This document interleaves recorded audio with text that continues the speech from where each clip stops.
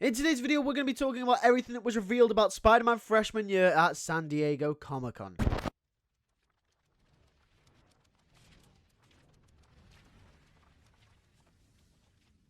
Yo, what is going on, you guys, and welcome back to a brand new video. Today's video, we are going to be going through everything that was revealed at San Diego Comic-Con for Spider-Man freshman year. I'm going to give you guys all the updates and everything that we know from those reveals at San Diego Comic-Con, but then I'm going to make individual videos breaking everything down bit by bit and all the details and just getting all the nitty-gritty stuff as well. But in this video, I'm going to just be giving you the whole overview of everything that we know at this moment in time from those reveals at Comic-Con. So if you are new around the channel and enjoy all types of Spider-Man content, from the news, from the shows, the movies, and the games, then make sure to hit that subscribe button, because we are going to be posting loads more Spider-Man freshman year content, breaking down all of the news, breaking down all of the details, and just making sure I'm keeping you guys up to date on everything that we know about this show. So with that being said, let's get straight into it. So this is obviously very heavily inspired by the Steve Ditko art style from the early 60s when Spider-Man first came out. As you can see in this picture here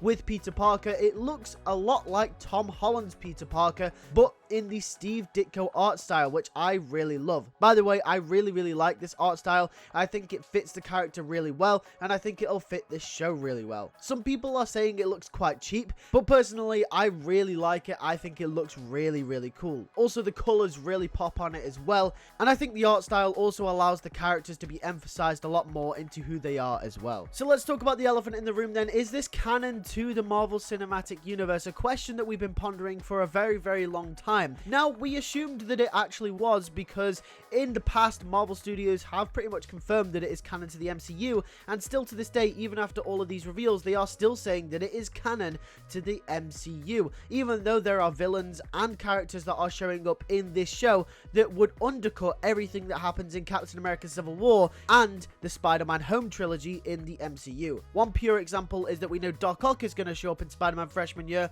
and then obviously Peter Parker had no idea who Doc Ock was in Spider-Man No Way Home, even though they would have some kind of resemblance even if they weren't the same person. Although I'm going to be doing a big breakdown video on this topic, I'm just going to explain really quickly here what I think is going on. So I do think that this show is canon to the Marvel Cinematic Universe, but I just think it isn't the Marvel Cinematic Universe that takes place in the movies. As we know, the MCU is kind of becoming more of a broader term for everything that is made on the Marvel Studios. For example, characters in different universes are still considered MCU characters, even though technically they're not from the 616 MCU. So personally, I think that this show takes place in a variant timeline of the Marvel Cinematic Universe, meaning that it follows the same sort of trends of the MCU, however it replaces different characters to have different roles. Therefore, it's still technically quote-unquote canon, but it also isn't at the same time. Because if this show was canon to the MCU, it would have a lot of liberties tied down to it, with certain things that they could do and certain things that they couldn't do. So personally, that's what I think is going on here, but like I did say, I'm going to make a whole video explaining this even more in detail and explaining other theories as well. So let's move on to one of the main characters, which is Norman Osborn, who seems to be replacing that Tony Stark role in Spider-Man freshman year. As you can see on the screen at the moment, it is the same shot from Captain America Civil War when Tony Stark visited Peter Parker for the first time. However, this time it's Norman Osborn visiting Peter Parker instead of Tony Stark. And as you can see in this second image where Spider-Man is face to face with Norman Osborn, it looks like Norman is going to play a big role in making Peter Spider-Man, in terms of maybe his costume designs and his suit designs and the tech that he gathers over the show. Norman will almost certainly play a crucial role in this season, although I do not think he'll become the Green Goblin as of yet. I think this mentor and student type role will build up over the first season and potentially set him up to be the Green Goblin in the second season. In which, by the way, another piece of news, this show has been renewed for season 2 already, and the second season will be called Spider-Man Sophomore Year. Obviously the next year in Peter's high school career. But personally, to me, I think it's really interesting that we're getting Norman Osborn in this type of role, and I do think it'll be interesting to see what the show does with him. Another thing that backs up the claim that this could be a variant timeline of the Marvel Cinematic Universe is the fact that Daredevil will actually make an appearance in this show as well. But not just that, he is also voiced by Charlie Cox, the actor who plays Daredevil in the Marvel Cinematic Universe. Daredevil's suit looks like it could be a prototype suit, and if this show takes place around the time of Captain America Civil War, this would line up with the timeline of the events in the MCU.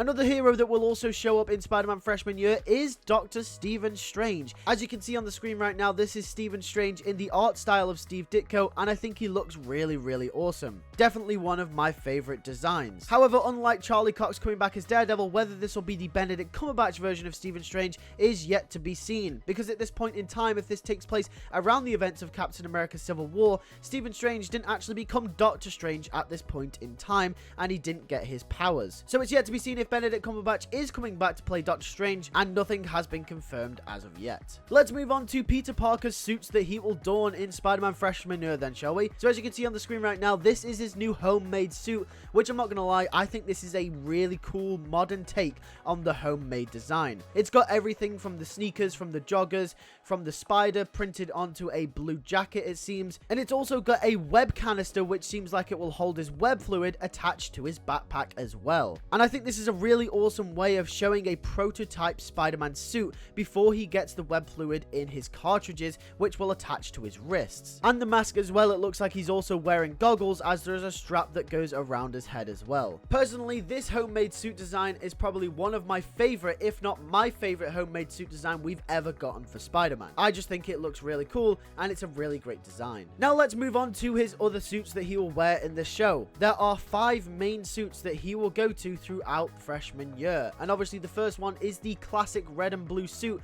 as you can see in the middle of the screen. This does somewhat resemble the Spider-Man suit from Homecoming. As you can see, the lenses are practically identical, however the spider is different and the rest of the costume doesn't have the black lines over it. And then to the right of the classic suit, we have a suit that kind of resembles the Future Foundation suit mixed with the Velocity suit from Spider-Man PS4. And I think this suit looks really, really cool, and it looks really, really slick. But the other 3 suits is where it gets interesting, because these are suits from a particular storyline from the comics, which was the Identity Crisis storyline, where Spider-Man had to dress up as different superheroes and don different costumes to conceal his identity. Which suggests to me potentially we could be getting an Identity Crisis storyline in Spider-Man freshman year. And this is a storyline that hasn't actually really been fully fleshed out or adapted in a TV show or a movie as of yet. We had an Identity Crisis storyline in Spectacular Spider-Man, but it didn't utilize Peter's different costumes, which it seems like Spider-Man freshman year will be doing. So let's move on to Peter Parker's roster of friends then, shall we? To the left of Peter Parker, that is in fact Harry Osborn, who will be replacing Ned Leeds as the best friend in Spider-Man freshman year. Once again, Harry Osborn showing up as the best friend of Peter Parker is one of those elements that really contradicts the canonization of this show to the MCU, but once again meaning this could be a variant timeline of the Marvel Cinematic Universe where Peter has his best friend be Harry Osborn instead of Ned Leeds. And what's also interesting about this is we have other characters from the wider Marvel Universe, most notably Amadeus Cho, who is actually the Hulk in the 616 comics, and Nico Minoru, who is actually a runaway. So this is really interesting, as these are Peter Parker's friends in the show, and I'm really interested to see what they do with these characters. And one last thing I want to say about Peter Parker's roster of friends is that I really like how diverse the cast is as well, really embracing a modern take on the Spider-Man character. Let's move on to the last big talking point, which is the villains. As you can see, Dr. Octopus front and center, although he doesn't actually have the arms. So this could be another Norman situation where he could be a big part of the show and quite clearly being set up to be a villain, but might not actually become Dr. Octopus himself in the first season. However, we'll just have to wait and see, but he is going to be a villain in Spider-Man freshman year. We've also got other villains like Scorpion off to your left, we have Rhino, we have Speed Demon, we also have Tarantula as well. On the far right, that looks like it is the Chameleon. So there's a bunch of villains that we're going to be getting in Spider-Man freshman year as well, and I think that's really, really cool. There are also a bunch of villains that we haven't actually seen on screen before, whether it's TV or film, and I think they're really building up a good roster for Spider-Man in this first season.